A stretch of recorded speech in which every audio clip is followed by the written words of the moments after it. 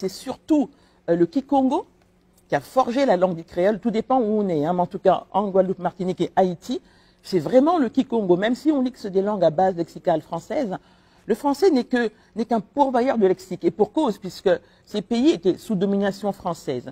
Mais sinon, la grammaire et toute la pensée symbolique, elle est Congo. Et c'est pourquoi d'ailleurs, enfin, dans cet ouvrage, hein, je fais la démonstration de la parenté génétique entre le Kikami, donc la langue dite créole, et le Kikongo. Alors, lorsqu'on connaît bien le Kikongo, lorsqu'on parle certainement bien aussi, où on connaît le Kikami ou le Tikam, c'est facile de comprendre, de pouvoir déchiffrer les hiéroglyphes par exemple. C'est possible? Alors, les hiéroglyphes, oui, les hiéroglyphes sont, enfin, comment je veux dire ça? Dans nos langues, nous avons les hiéroglyphes, mais il faut avoir les codes de lecture pour les lire. Par exemple, dans le Kikami, on a le marqueur temporel K, parce que nos langues marchent avec des marqueurs temporels. Quand je prends le Kikongo, par exemple, Tuekasala, Bekasala, Louekasala, on a toujours K et Sala. Sala veut dire travailler, et K, c'est le marqueur temporel. Donc, nous travaillons, ou nous commençons à travailler, vous travaillez. Vous remarquerez que c'est que le pronom personnel qui change. On a toujours le marqueur temporel. En Lingala, To Zali Kosala. Bo Zali Kosala. Bo, on a toujours Zali, Zali, Zali, Zali. C'est le marqueur temporel.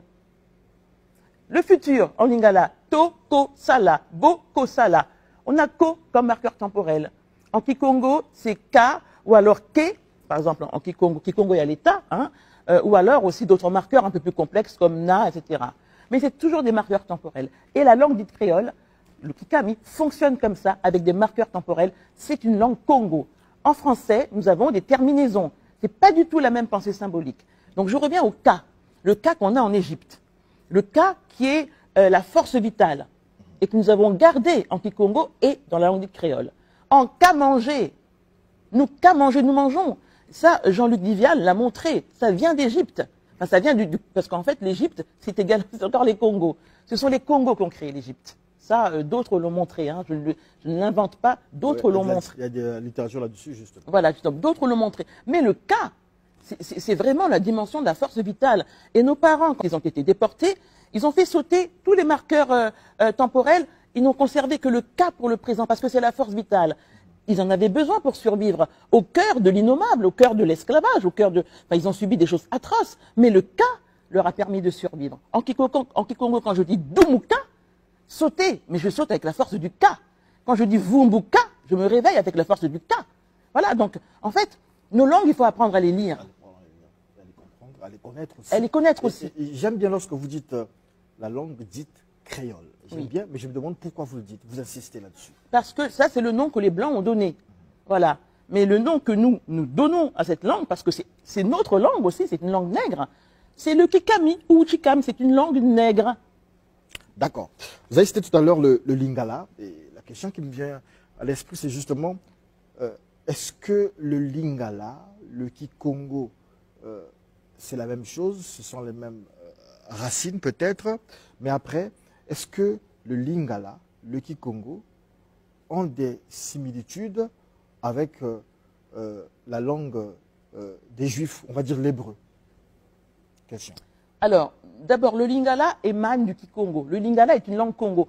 Beaucoup de gens disent, oui, les Bangala. Non, non, le Lingala, c'est une langue Congo, c'est notre langue.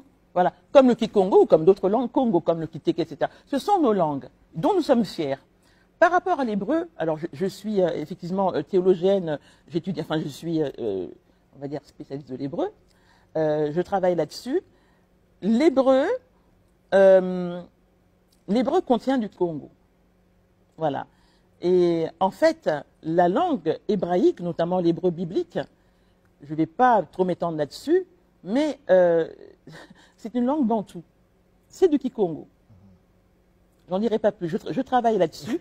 Justement, c'est à dessein que je vous pose la question. Et justement, je travaille là-dessus et je suis en train de démontrer justement, pas seulement la parenté typologique, mais également la parenté génétique. C'est vrai que le professeur Obenga, le professeur Chakanta Diop à l'époque, ont dit qu'il n'y avait pas il n'y avait rien à voir entre l'hébreu et puis nos langues.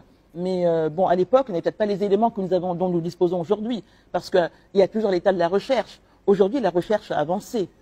Voilà. Et l'hébreu, d'ailleurs, je n'aime pas dire hébreu parce que c'est ivrite, mais quand on prend le verbe avar, qui veut dire traverser, donc on a aïn, bet et resh, on va le retrouver, donc ceux qui traversent, hein, donc ceux qui marchent, mais on le retrouve également, donc le resh peut parfois se réaliser en L, le son L, et le aïn peut ne pas être prononcé.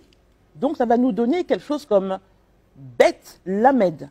Et si je vocalise, on peut avoir quelque chose comme vili. Je n'irai pas plus loin. Vili. Vili. Vili aussi, c'est relié au Royaume Congo. Ben, ce sont les Vili. D'accord. Je rappelle que vous êtes auteur de Apprendre le Kikongo, langue mère à partir d'une autre langue Congo, le Kikami de Guadeloupe.